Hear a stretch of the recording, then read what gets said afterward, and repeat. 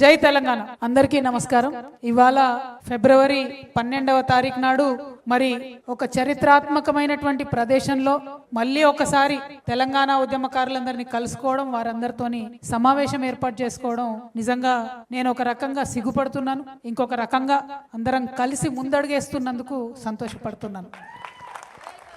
ఇవాళ ఇదే చోట ఆనాడు సమైక్యాంధ్రవాదులందరూ కూడా నోటికాడికొచ్చినటువంటి మన తెలంగాణను వాళ్ళ రాజీనామాలతో అడ్డుకుంటూ ఉంటే పార్టీలు జెండాలు ఎజెండాలు పక్కకు పెట్టి తెలంగాణ జేఏసీ ఏర్పాటు చేసింది కూడా ఇక్కడనే, ఇదే ప్లేస్ నుంచి, ఇదే హాల్ నుంచి తెలంగాణ జేఏసీ ఏర్పాటైంది। అప్పుడు అన్ని పార్టీలలో ఉన్నటువంటి వాళ్ళు పార్టీలకు అతీతంగా జెండాలకు అతీతంగా వచ్చి కేవలం మాకు తెలంగాణ రాష్ట్రం ముఖ్యం గానీ ఇంకోటి కాదు అని చెప్పి ముందడుగేసి రాష్ట్రాన్ని సాధించుకుందాం। ఆ విషయం మీ అందరికీ తెలుసు। మళ్ళీ అటువంటి ప్రదేశంలోనే మనందరం అనేక మందిమి ఉద్యమకారుల సంక్షేమం కోసం పెట్టుకున్నటువంటి సంఘాలందరం, ఉద్యమకారుల కోసం పనిచేస్తున్నటువంటి సంఘాలందరం కూడా కలిసి మళ్ళీ ఒక ముందడుగేస్తా ఉన్నాం। బాధ అవుతుందని ఎందుకన్నా అంటే మనందరం కొట్లాడి రాష్ట్రం సాధించుకున్న తర్వాత రాష్ట్రం రాగానే మొదటి వరుసలోనే మనకు గౌరవం దక్కుతుంది అనుకున్నాం, మొదటి వరుసలోనే మన గుర్తింపు దక్కుతుంది అనుకున్నాం, మొదటి వరుసలోనే అంతో ఇంతో ఎవరికి తగ్గట్టు వారికి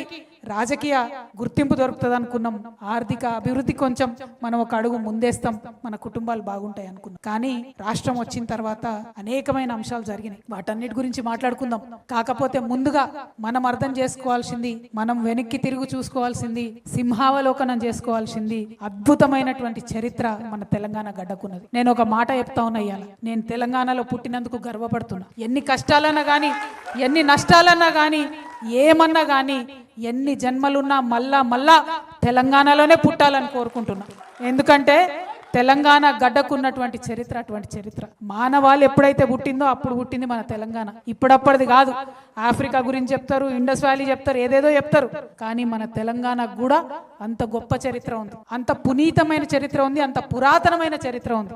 ఈ గడ్డలో ఎంతో చరిత్ర ఉన్నా ఒక 150 ఏండ్ల చరిత్ర మాత్రం ఈ సందర్భంలో గుర్తు చేసుకోవాలి। మొట్టమొదటి బ్రిటిష్ వాళ్ళకు వ్యతిరేకంగా పోరాటం చేసినటువంటి గోండు బిడ్డ రామ్జీ గోండుని 1850లో 1860లో దారుణాతి దారుణంగా ఆయనతో పాటు ఆయన ఫాలోవర్స్ అయినటువంటి 1000 మంది ఉద్యమకారులను ఒకటే మర్రి చెట్టుకు ఉరివేసి అత్యంత దారుణంగా బ్రిటిష్ వాళ్ళు చంపిండ్రు। ఆ చరిత్ర మరుగున పడిపోయింది, మనం చెప్పుకున్నాం, తవ్వుకున్నాం, తోడుకున్నాం ఉద్యమ సందర్భంలో। ఎట్టి పరిస్థితుల్లో ఆ త్యాగాన్ని మనం మర్చిపోకూడదు। ఆయన స్ఫూర్తితోని మళ్ళా దాదాపుగా 1940లో ఇంకొక గోండు బిడ్డ కొమరం భీం బయలుదేరి జల్ జంగల్ జమీన్ అని చెప్పి హక్కుల సాధన కోసం నిజాం సైన్యానికి ఎదురొడ్డి పోరాడి అమరుడైనటువంటి కొమరం భీం। ఆ తర్వాత ఆయన స్ఫూర్తిని అందుకొని దాదాపుగా 1940 జూలై 4వ తారీఖు నాడు, 46 జూలై 4వ తారీఖు నాడు దొడ్డి కొమరయ్య అమరుడైండు। ఆనాటి నిజాం యొక్క గూండాలు,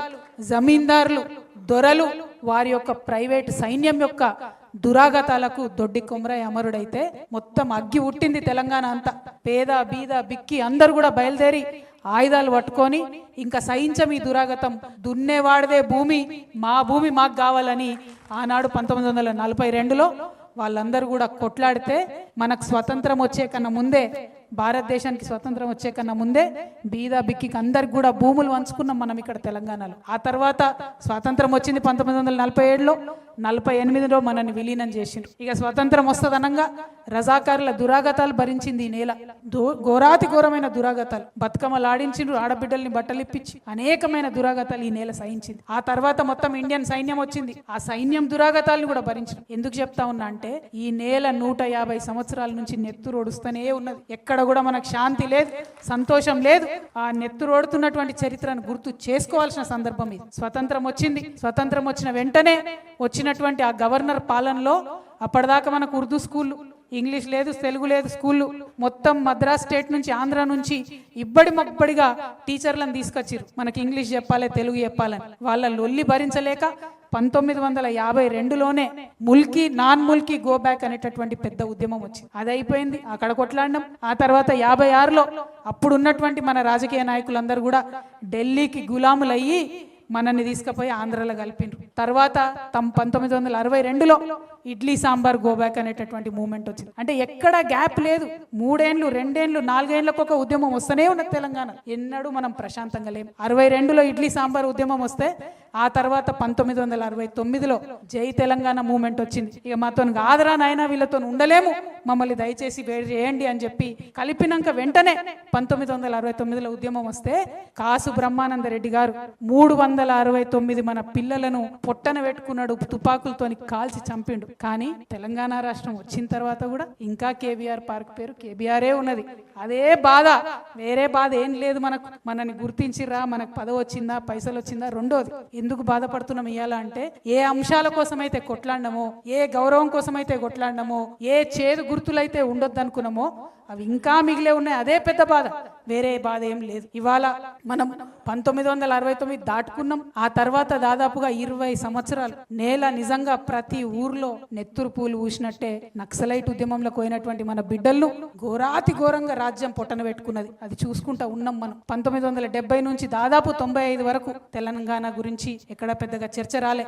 ఎందుకంటే జై తెలంగాణ అన్నోళ్ళ నల్ల ఎత్తుకపోడు సంపుడు.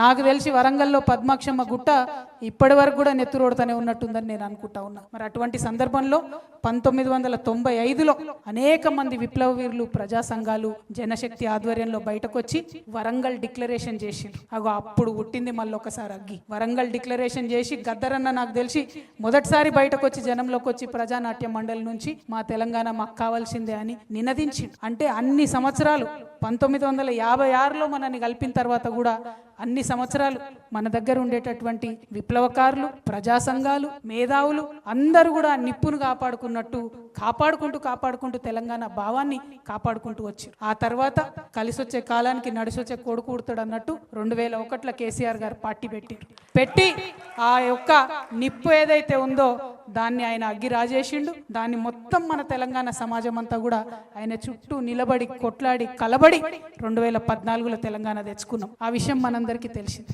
తెలంగాణ తెచ్చుకున్నాక ఏదైతే మనం ఆలోచన చేసినామో, ఏదైతే గౌరవం ఉద్యమకారులకు దక్కుతుంది అనుకున్నామో, కొంతమందికి అక్కడక్కడ పదవులు వచ్చినాయి, కొంతమందికి ఎమ్మెల్యే సీట్లు వచ్చినాయి, కొంతమంది జెడ్పీటీసీ లైన్రు, కొంతమంది ఎంపీపీ లైన్రు, కొంతమంది చైర్మన్ లైన్రు, కొంతమంది మంత్రులు లైన్రు. మన బాధ ఏంటంటే నిన్నటిదాకా నా పక్కన భుజం తట్టి పనిచేసి నడిచినటువంటి నాయకుడు ఎమ్మెల్యే అయితే ఏం సోదరా అని దగ్గరికి తీసుకుంటాడు అనుకుంటే నువ్వెవడరా అన్నట్టు చూడడమే మన బాధ. ఇది నా బాధ కాదు. ఖమ్మం నుండి వచ్చినటువంటి మిత్రులు మాట్లాడుకుంటే చెప్పిండ్రు, నిన్న మొన్నటి కాడ మన కాడ ఉన్నోడే ఎమ్మెల్యే అయితే మనకేదో జరిగిపోతుంది అనుకుంటే వాడు మనని పురుగుని చూసినట్టు చూస్తే ఆ బాధ, అవమానం ఎంత దారుణంగా ఉంటుందో మీ అందరికి కూడా తెలుసు. పదే చెప్పిరు మనోళ్ళు. అదొక రకమైతే అప్పటికి కూడా సర్లే మనోడే కదా, మారుతాడు కదా, అది ఇది అనుకున్నాం. కానీ ఎవరైతే తెలంగాణ ఉద్యమాన్ని వ్యతిరేకించారో, ఎవరైతే సమైక్యాంధ్ర వాదాన్ని సపోర్ట్ చేసిరో వాళ్ళందరూ కూడా టీఆర్ఎస్ పార్టీలోకి రావడం ఎవ్వరం కూడా తట్టుకోలేకపోయినాం. వాళ్ళు వచ్చి మనం ఎవరి ఇండ్ల మీదకైతే పోయినామో, ఎవరైతే పోలీసులను పెట్టి మనల్ని కొట్టించిండ్రో, మన ఈపుల మీద లాఠీలు ఇరిచిండ్రో వాళ్ళందరూ వచ్చి మన కేసీఆర్ పక్కన కూర్చుంటారు ఏందని బాధ తప్పితే ఇంకో బాధ లేదు ఉద్యమకారులకు. ఇవాళ ఇక్కడ ఉన్న ప్రతి ఒక్కరు అదే అన్నారు. ఎవ్వరం సార్ని తిట్టాలనుకుంటలేం, కేసీఆర్ గారిని తిట్టాలనుకుంటలేం. ఎందుకు బాధపడుతున్నామంటే 10 ఏళ్ళు రాజ్యం ఇస్తే టీఆర్ఎస్ పార్టీ ఎందుకు న్యాయం చేయలేదన్నది మాత్రం ఖచ్చితంగా అడిగి తీరాల్సినటువంటి ప్రశ్ననే. కేశవరావు జాదవ్ గారు చనిపోతే ఎందుకు ఆయనకు అధికార లాంఛనాలతోని అంత్యక్రియలు జరగలేదని అడగాల్సినది. అందులో ఎటువంటి అనుమానం లేదు. ఎవరికి జరిగినాయి అధికార లాంఛనాలతో అంత్యక్రియలు? ఆ పేర్లు నేను చెప్పదలుచుకోలే. చాలా మందికి జరిగినాయి. మన ప్రాంతం వాళ్ళకి కాని వాళ్ళకు కూడా అధికార లాంఛనాలతో అంత్యక్రియలు జరిగినాయి తప్పితే ఉద్యమకారులకు జరగలేదనేటటువంటి బాధ. జయశంకర్ సార్ బొమ్మ పెట్టాలని, నేనే ఎవరో కాదు, జయశంకర్ సార్ బొమ్మ మనకు కేబీఆర్ పార్క్ దగ్గర పెట్టాలని నేనే స్వయంగా ఆనాటి మున్సిపల్ శాఖ మంత్రి గారిని పదే అడిగిన. సుప్రీంకోర్టు తీర్పు అడ్డం వచ్చింది జయశంకర్ సార్ బొమ్మ పెట్టాలంటే. పోనీ ట్యాంక్ బండ్ మీద పెడదామని అడిగిన, పెట్టుకోలేకపోయినాం. వేరే వాళ్ళవి ఉన్నాయి, ఆడ తీస్తామని ఉద్యమంలో అనుకున్నాం, తీయకపోతే. కానీ కనీసం మన వాళ్ళే పెట్టుకోలేకపోతే మనే బాధ మాత్రం ఇప్పటికి కూడా వెంటాడుతూ ఉన్నది. ఇక ఇప్పుడు ఈయన వచ్చిన ఆయన అయితే ఎవరు బొమ్మలు పెడుతుడో, ఎందుకు పెడుతుండో, మన హైదరాబాద్ కూడళ్ళలో ఏం బొమ్మలు పెడుతుండో అర్థం కూడా కానటువంటి పరిస్థితి ఉన్నది. మన బాధ ఏంటంటే ఉద్యమంతో సంబంధం లేనోడికి ఆడి పక్కన చేరి మనం ఉద్యమం గెలిపించుకున్నామని చెప్తున్నారు చాలా మంది. ఇక్కడ ఉద్యమకారులందరూ కూడా కోపంతోని ఆవేదనతోని అసలు ఉద్యమానికి వ్యతిరేకంగా గన్ను పట్టుకొని తిరిగినటువంటి రేవంత్ రెడ్డిని గెలిపించుకున్నామంటే ఎంత దౌర్భాగ్యం, ఇది మామూలు దౌర్భాగ్యం కాదు. ఇక ఆయనకి ఏం సోయి ఉంటుంది ఉద్యమానికి సంబంధించి, తెలంగాణకు సంబంధించి ఏం సోయి ఉంటుంది, ఏం ఎక్స్పెక్ట్ చేస్తాం ఆయన దగ్గర? రవీంద్ర భారతిలా గద్దర్ అన్న విగ్రహం ఉండాలి. ఎవరి విగ్రహం ఉన్నది? రవీంద్ర భారతిలా బిరుదరాజు రామరాజు గారి విగ్రహం ఉండాలి. ఎవరిది ఉన్నది? రవీంద్ర భారతిలా సుద్దాల హనుమంతు విగ్రహం ఉండాలి. ఎవరి విగ్రహం ఉన్నది? మరి ఇటువంటి సందర్భాన్ని బాధపడి ఏం లాభం? మన చేతుల్లో ఉన్నప్పుడు పొడగొట్టుకుంటుంది, మనం సోయితో చేసుకోలేకపోతే ఇప్పుడు బాధపడి ఏం లాభం? పోరాటం తప్పితే ఇప్పుడు మనకు వేరే శరణ్యమే లేదు. ఎందుకంటే కాంగ్రెస్ పార్టీకి ఎప్పుడైనా ఒకటే భాష అర్థమవుతుంది, పోరాడితేనే అర్థమవుతుంది. 69 నుంచి పోరాడినాం కాబట్టే తెలంగాణ వచ్చింది. ఇప్పుడు పోరాడితేనే ఖచ్చితంగా రేపటి నాడు మన ఉద్యమకారులకు న్యాయం జరుగుతుంది. ఇవాళ నిజంగా బాధ అనిపిస్తుంది నాకు. మనం ఎవరం అందరం మనం టైగర్స్, మనం సింహాలం. కొట్లాడినాం, మనం కొంచెం బాధపడ్డాం కరెక్టే. మనోళ్ళే గాయం చేసిరు కాబట్టి నొప్పి ఎక్కువైతుంది. అంతే తప్పితే గాయాలకు భయపడేటోళ్ళం కాదు. మనం కొట్లాడాలి, మళ్ళా పిడికిలు బిగించాలి. ఎవరి కోసం కొట్లాడాలి? తల్లిని విముక్తం చేసినాం కదా, తల్లిని విముక్తం చేసినాం, కానీ మనం బానిసలైనాం. ఇవాళ మన బానిస సంఖ్యలు తెంచుకోవడం కోసం మనం ముందటికి పోవాలి. మన బతుకు తెరువు కోసం మనం ముందటికి పోవాలి.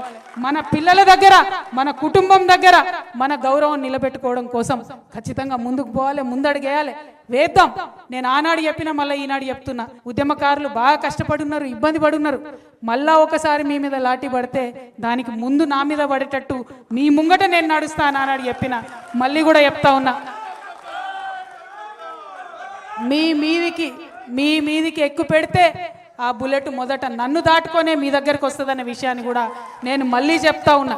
నేను ఉట్టుగా చెప్తలేను, చాలా బాధతో ఆవేదనతో చెప్తున్నా. మా అన్నదమ్ములు అక్క చెల్లెలు అలా మాట్లాడిన వాళ్ళందరికీ చెప్తున్నా, నేను మీరు బయట ఉండి బాధపడ్డారు, నేను లోపల ఉండి బాధపడ్డా. అంతకు మించి కొత్తగా జరిగింది ఏం లేదు. నేను జీ హుజూర్ అంటే గానే ఉంటుండి, క్యా హుజూర్ అన్న కాబట్టి గీడున్నాయి అలా బయట. కాబట్టి మీరు ఆలోచన చేసుకోండి, అర్థం చేసుకోండి. పెద్దగా విప్పి చెప్పాల్సిన అవసరం లేదు, ఇంటి గుట్టు బయట పెట్టుకోవాల్సిన అవసరం లేదు. ఉద్యమంలో కలిసి పనిచేసినాం, ఉద్యమం కోసం పనిచేసినాం, రేపు కూడా రాష్ట్రం కోసమే పనిచేయాలి. మనం తెచ్చుకున్న రాష్ట్రం, మనం తెచ్చుకున్నటువంటి ఈ రాష్ట్రం మన యువ మిత్రులకు పనికొచ్చేటట్టు ఉండాలి. ఏం జరుగుతుంది అలా? రేవంత్ రెడ్డి గారు వచ్చినప్పుడు ఏమన్నాడు? ఆయన ఏమన్నాడు? మొత్తానికి మొత్తం నిరుద్యోగులకు అన్యాయం జరిగిందన్నాడు. ఇవాళ ఏం చక్కదనం జరుగుతుంది? మరి 2 సార్లు పరీక్ష పెడితే ఇవాళ కూడా గదే పరిస్థితి కదా. ఇవాళ కూడా నిరుద్యోగులు పోయి కోర్టు చుట్టూ తిరుగుతున్నటువంటి పరిస్థితి కదా. మరి ఆనాడు న్యాయం జరగలేదు, ఈనాడు న్యాయం జరగలేదు. చేసింది ఏందిరా నాయనా అంటే తెలంగాణ తల్లి చేతులకి వెళ్ళి బతుకమ్మని తీసేసిండు, రంగు మార్చిండు, సెక్రటేరియట్లో పెట్టిండు. ఆమె ఏం తల్లో ఎవరికైతే అర్థమైతలేదు. మరి అద్దప్పుతో ఆయన చేసింది ఏమీ లేదు. నేను ఇవాళ డిమాండ్ చేస్తా ఉన్నా, మన ఉద్యమకారులందరి పక్షాన నేను డిమాండ్ చేస్తా ఉన్నా, ఒకటే ఒక మాట అడుగుతా ఉన్నా. ఏదైతే తెలంగాణ ఉద్యమకారులకు చేస్తారని మీరు చెప్పినరో ప్రతి ఒక్కటి చెయ్యాల్సిందే. ఇప్పుడు ఈ సందర్భంలో ఎందుకు పెట్టినాం సభ? ఎందుకంటే ఫిబ్రవరి 26 నుండి బడ్జెట్ సమావేశాలు వస్తూ ఉన్నాయి. ఆ బడ్జెట్ సమావేశాల్లో మరి ఖచ్చితంగా తెలంగాణ ఉద్యమకారులు, అమరవీరుల కుటుంబాలకు ఏదైతే మీరు ఇస్తామని చెప్పారో 25,000 రూపాయల పెన్షన్ ప్రతి అమరవీరుల కుటుంబానికి ఇస్తా అన్నారు. ప్రతి అమరవీరుల కుటుంబానికి ఒకరికి ఉద్యోగం ఇస్తామన్నారు. దానికి సంబంధించి బడ్జెట్లో ప్రకటన చేయాలి. రెండవది, ప్రతి చోట ఉద్యమకారులు ఎవరైతే ఉన్నారో వాళ్ళని గుర్తిస్తామన్నారు. ఆ ప్రక్రియ ప్రారంభిస్తున్నట్టుగా బడ్జెట్ సమావేశాల్లో ప్రకటించాలి. ఉద్యమకారులందరికీ కూడా మరి 250 గజాల జాగా ఇస్తామని చెప్పిండ్రు. ఆ ప్రక్రియ ప్రారంభిస్తున్నట్టుగా బడ్జెట్లో ప్రకటించాలి, అసెంబ్లీలో ప్రకటన చేయాలి. ఉట్టికి కాదు, ఉద్యమకారులకు ఏదైతే సంక్షేమ బోర్డు పెడతామన్నారో ఆ సంక్షేమ బోర్డు ప్రకటన చేయాలి. చేయకుంటే ఊరుకునేదే లేదు. నేను హెచ్చరిక చేస్తా ఉన్నా, రేవంత్ రెడ్డికి కాదు, కోదండరామ్ సార్కి నేను హెచ్చరిక చేస్తా ఉన్నా. ఎందుకంటే రేవంత్ రెడ్డిని ఉద్యమకారులు నమ్మిందే మీ వల్ల.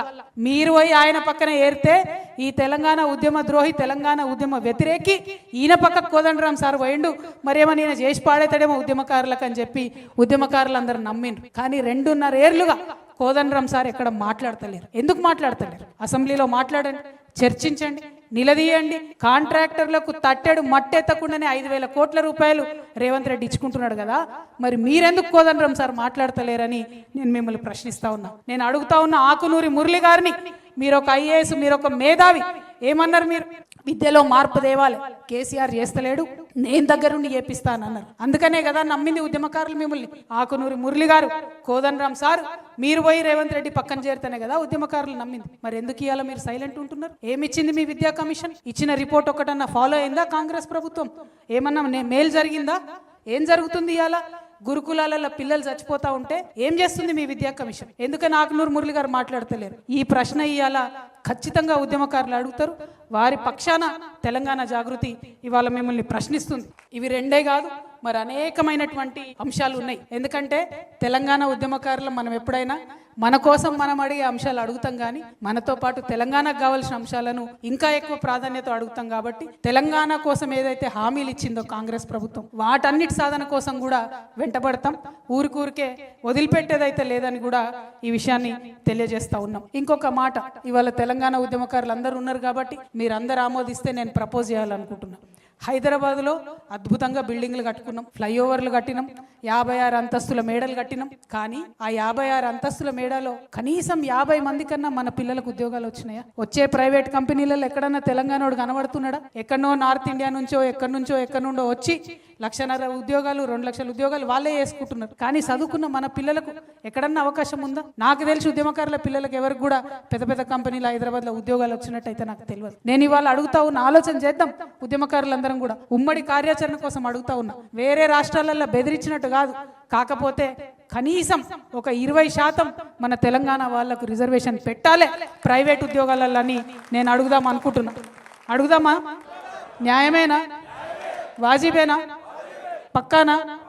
మళ్ళీ వెనక కోరు కదా, పిడికిలు ఎత్తుతారా? జై తెలంగాణ. తెలంగాణలో ప్రైవేట్ సంస్థలలో ఉద్యోగాలలో తెలంగాణ లోకల్కి 20% రిజర్వేషన్ ఇవ్వాలని చెప్పి తెలంగాణ జాగృతి తరఫున పోరాటం చేద్దామని ఈ సందర్భంగా నేను తెలియజేస్తా ఉన్నాను. అదేవిధంగా మరి ఇంతకుముందు తమ్ముడు వీరేందర్, సీతారాం కలిసి ఒక యాప్ ఇక్కడ లాంచ్ చేసినాం. ఎందుకోసం ఈ యాప్ లాంచ్ చేసినామంటే, కేసీఆర్ గారి హయాంలో ఆనాడు ఆఫీసర్లు మన ఒక క్వశ్చన్ అడిగారు. ఏమని? ఎవరు ఉద్యమకారులు అన్నారు. వాళ్ళు ఎవరు ఉద్యమకారులు అంటే ఎవరు అని అడుగుతున్నారు. అంటే ఉద్యమకారులు అంటే ఎవరో కూడా మనమే చెప్పుకోనట. ఎంత బాధాకరం ఇది! ఉద్యమకారులు అంటే ఎవరో కూడా మనమే చెప్పుకోవాలి. నాకు గుర్తుండి ఉద్యమకారులు ఎవరు తెలుసా? ఎవరైతే ఇప్పుడు మా సాయిరామ్ అన్న ఉద్యమం చేస్తా అంటే అక్క పొద్దుగాలు లేచి టిఫిన్ చేసి పోయిన కొట్లాడు తెలంగాణకు అని పంపింది. ఈయన కంటే ఎక్కువ ఆమె ఉద్యమకారు. ఒక అన్నను ఉద్యమానికి పంపిన ఒక చెల్లి, ఒక భర్తను ఉద్యమానికి పంపినటువంటి ఒక భార్య, ఒక కొడుకును ఉద్యమానికి పంపినటువంటి ఒక తల్లి, వాళ్ళు ఉద్యమకారులు. మరి వాళ్ళని ఎట్లా గుర్తియాలి? నేను ఎట్లా గుర్తుపట్టాలి? ఎవరు గుర్తించాలి వాళ్ళను? దానికోసమే ఈ యాప్ పెట్టినాం. ఎందుకంటే ఈ యాప్ లో మనం రిజిస్టర్ అయిదాం, మనకు మనమే ఐడెంటిటీ కార్డులు ఇచ్చుకుందాం, మనకు మనమే అన్ని కూడా ఇద్దాం. కేసులు అయిన వాళ్ళు ఉద్యమకారులు అంటారు. నా మీద అయితే కేసులు లేవు. మరి నేను ఉద్యమంలో ఉన్నాను లేదా మీరే చూసుకోవాలి. ఎందుకంటే బోలెడని పెట్టిరు వాళ్ళే, ఏవి నిలబడలే అన్ని పోయినాయి కోట్ల. మరి ఇలా కేసులు ఉన్న వాళ్ళే ఉద్యమకారులు అంటే మిగతా వాళ్ళ పరిస్థితి ఏంది? వందల వేల సంఖ్యలో ఉద్యమకారులు ఉన్నారు. ప్రతి చోట ప్రతి జిల్లాలో ఉద్యమకారులు ఉన్నారు. అందుకే ప్రభుత్వాలు గుర్తిస్తే సరి, వాళ్ళు కార్యాచరణ మొదలు పెడితే సరి. లేదంటే ఏదైతే మనం యాప్ లాంచ్ చేసినామో దాంతో ఇమీడియట్గా ఉద్యమకారులంతా డేటా కూడా తీసుకొని ఐడి కార్డ్స్ పెట్టుకొని, ఇగో ఇవి మా ఐడి కార్డ్స్ అని సెక్రటేరియట్కి పోయి ముఖ్యమంత్రి గారికి ఇద్దాం.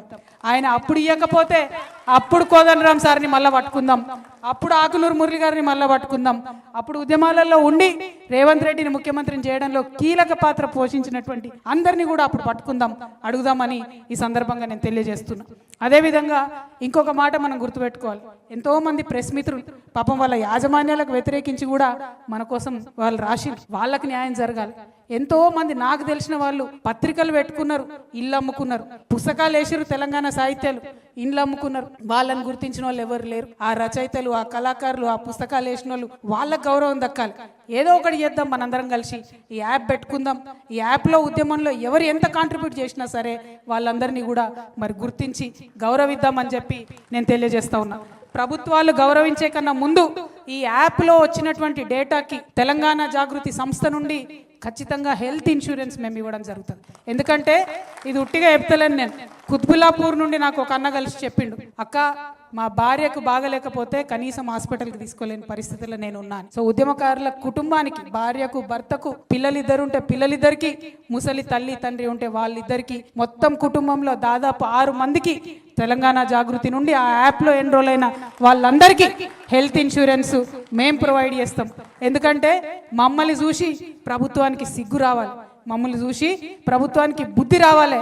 కనీసం వాళ్ళు హెల్త్ ఇన్సూరెన్స్, లైఫ్ ఇన్సూరెన్స్ ఇవ్వాలనేటటువంటి ఆలోచన వాళ్ళకి రావాలని చెప్పి మా చిరు ప్రయత్నంగా ఈ ప్రయత్నాన్ని మొదలు పెడుతున్నామని కూడా నేను తెలియజేస్తా ఉన్నాను. అదేవిధంగా మరి మీకు ఇంకొక మాట చెప్పాలని, చాలా మంది నేను ఎప్పుడైతే ఒక పొలిటికల్ పార్టీ పెడతా అన్నానో చాలా మంది నా మీద దాడి చేస్తూ ఉన్నారు, రకరకాలుగా మాట్లాడుతూ ఉన్నారు. దాడులు మనకేం కొత్త కాదు, 20 ఏళ్ళ నుంచి భరిస్తూనే ఉన్నాం. కాకపోతే మీ అందరికీ నేను ఒక మాట చెప్పదలుచుకున్నాను. నేను అధికారంలో ఉన్నా లేకున్నా నా పక్కన ఎప్పుడైనా ఉద్యమకారులే ఉన్నారు, పైరవికారులు లేరు. రేపటి నాడు కూడా పొలిటికల్ పార్టీ ఖచ్చితంగా పెడతాం. ఈ రాష్ట్రంలో స్వీయ రాజకీయ అస్తిత్వంతో తెలంగాణ అనే పదాన్ని తన పేరులో నింపుకొని, తెలంగాణ అనే పదాన్ని తన ఆశయాల్లో నింపుకొని, తెలంగాణ అనే పదాన్ని తన ఆచరణలో నింపుకునేటటువంటి పొలిటికల్ పార్టీ రావాల్సిన అవసరం ఉన్నది. ఖచ్చితంగా దానికోసం పెడతాం. మాది ఫక్తు రాజకీయ పార్టీ కాదు, ఉద్యమకారులను కలుపుకొని ఉద్యమ ఆకాంక్షలను నెరవేర్చడానికి, తెలంగాణ వాదాన్ని నిలబెట్టడానికి, తెలంగాణ అస్తిత్వాన్ని పరిరక్షించడానికి రాబోయేటటువంటి రాజకీయ శక్తిగా ఉంటుంది తప్పితే ఫక్తు రాజకీయ పార్టీగా ఉండదు. ఎందుకంటే ఈ నేల ఏదైతే నెత్తురొడిసిందో, ఈ నేల ఏదైతే 100 సంవత్సరాలుగా నెత్తురొడిసిందో ఇంకా ఆ గాయాలు మానలేదు, ఇంకా బిడ్డలు కోలుకోలేదు. కాబట్టి ఖచ్చితంగా ఫ్యూచర్లో రాజకీయ శక్తిగా మా యొక్క ఉద్యమ సంస్థ ఏదైతే జాగృతి ఉందో రాజకీయ శక్తిగా మారుతుంది. తప్పకుండా ఉద్యమకారుల ఎజెండాను తీసుకొనే ముందుకు పోతామని ఈ సందర్భంగా నేను తెలియజేస్తా ఉన్నాను. అదేవిధంగా ఇంకొక మాట చెప్పాలి, మనం ఎన్ని ఉద్యమాలు చేసినాం పేర్లు కూడా మర్చిపోయి ఉంటారు. జైల్ బరో, రైల్ రోకో, సాగరహారం, మానవహారం, చాలా చాలా చాలా ఉద్యమాలు చేసినాం. వంట వార్పులు, బతుకమ్మలు, సింగరేణి కార్మికులు, సడక్ బంద్, అన్ని ఉద్యమాలు చేస్తే ఆ ఉద్యమాలకు సహకరించిన వాళ్ళు చాలా మంది ఉన్నారు. పాపం చిన్న చిన్న కాంట్రాక్టర్లు అయితే పాపం మా గ్రామాలలో టెంట్లు నడిపారు, మండలాలలో టెంట్లు నడిపారు. ప్రింటింగ్ ప్రెస్ వాళ్ళు నాకు గుర్తుంది, సంఘాలకు ఫ్రీగా కొట్టించారు, ప్యాంప్లెట్లు వేసుకోండిరా బాబు అని చెప్పి. అనేక మంది చిన్న స్కూళ్ళు, పాపం బడ్జెట్ స్కూళ్ళు, వాళ్ళకే స్కూళ్ళు చక్కగా నడవవు, వాళ్ళు బస్సులు ఇచ్చి మనకు స్కూళ్ళకు, మనకు ఉద్యమాలకు సపోర్ట్ చేసినటువంటి విద్యా సంస్థలు అనేకం ఉన్నాయి ఈ రాష్ట్రంలో.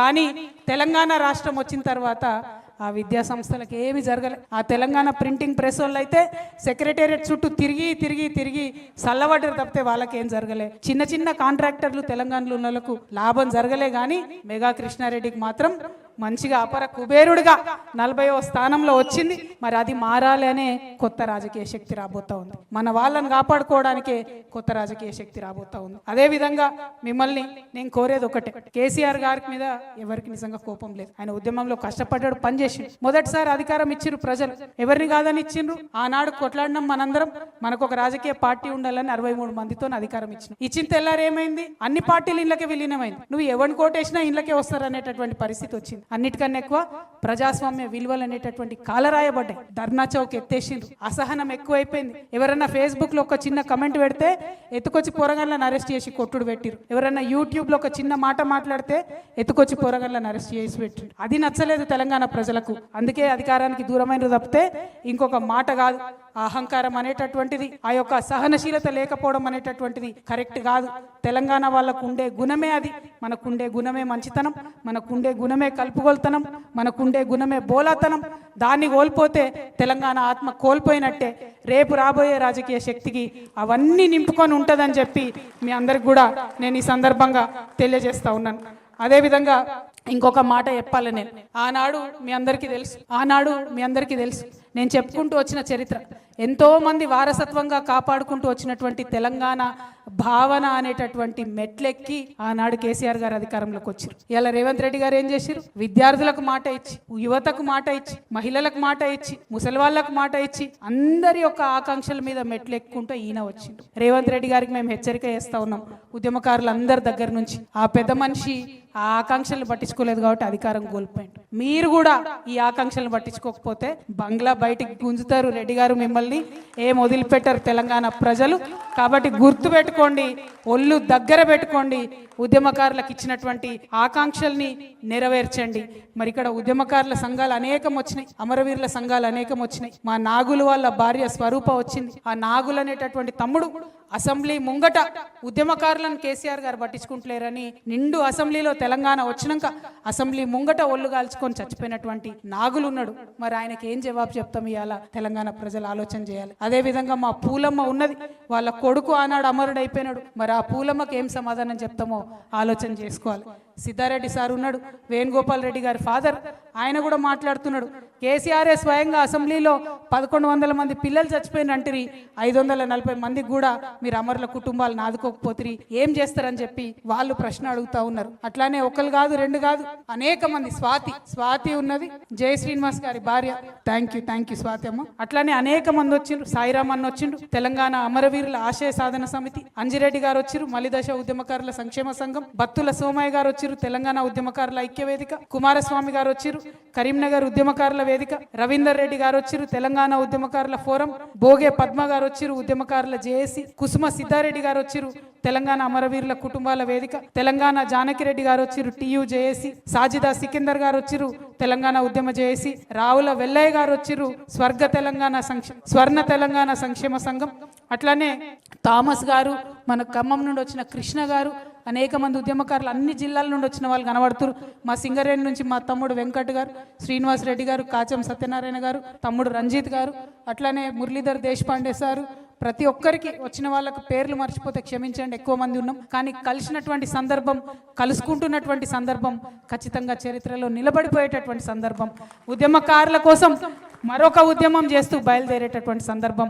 కాబట్టి మిమ్మల్ని నేను కోరేది ఒకటే, కించిత్ బాధతో మాట్లాడినా, మన వాళ్ళ మీదనే కొట్లాడాల్సి వచ్చిన ఈ టైంలో ఖచ్చితంగా మనం గుర్తు తెచ్చుకోవాల్సింది ఒక్కడనే. భగవంతుడు శ్రీకృష్ణుడు ఆనాడు చెప్పిండు, ధర్మం ఎటు ఉంటే నువ్వు అటుండు, ఆ పక్కనున్నోడు నీ ఓడా నీ ఇంటోడా సుటమోడా అన్నది కాదు, ఎటు ధర్మం ఉంటే అటుండు అన్నారు.